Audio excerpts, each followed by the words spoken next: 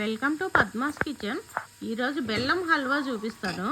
ఇది ఉగాది రోజు చేస్తాను నేను, కాకపోతే నాకు టైం అవుతలేదు పెట్టడానికి, అప్లోడ్ చేయడానికి.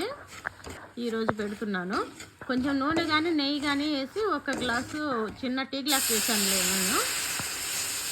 రవ్వ వేసి వేయించాలి. బాగా వేగిన తర్వాత పాలు పోయాలి. ఒక్కొక్క గ్లాసు లెక్క 3 గ్లాసులు పోయాలి. అంటే కొంచెం ఫస్ట్ గ్లాసు పోసి ఇనికిన తర్వాత మళ్ళీ పోయాలి.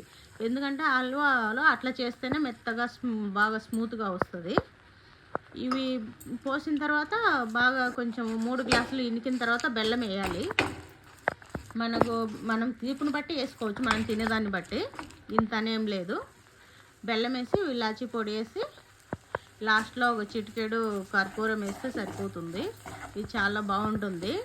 కర్పూరం వేసి ఒక 2 నెయ్యి వేసాను లాస్ట్లో, 1 స్పూను. ఇది హల్వా అంటే ఫుల్గా ఉన్న కాడికి నూనె ఆ నెయ్యి వేసి చేస్తారు, కానీ అది హెల్దీ కాదు, అన్హెల్దీ. ఇది హెల్దీ. మామూలుగా ఇట్లా స్వీట్ తినాలనిపించినప్పుడు ఇట్లా చేసుకోవచ్చు, లేదంటే దేవుడికి ప్రసాదంగా కూడా అవసరమైనప్పుడు ఇట్లా చేసుకోవచ్చు. చాలా తొందరగా అవుద్ది, చాలా మెత్తగా ఉంటుంది. నోట్లో వేసుకుంటే కరిగిపోయేలాగా ఉంటుంది. తింటుంటే తినాలనిపిస్తుంది. ఒక్కసారి చేసుకుంటే మళ్ళీ చేసుకోవాలనిపిస్తుంది ఎవరికైనా.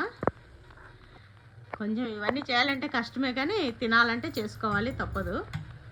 నేనైతే చేశాను, నాకు వీడియో చేసే టైం కూడా లేదు, అయినా చేశాను. చేసుకొని తింటారు కొంతమంది అని వీడియో పెట్టాను. నచ్చిన వాళ్ళు చేసుకొని తినండి. లైక్ చేయండి, షేర్ చేయండి, సబ్స్క్రైబ్ చేయండి. Okay, thank you.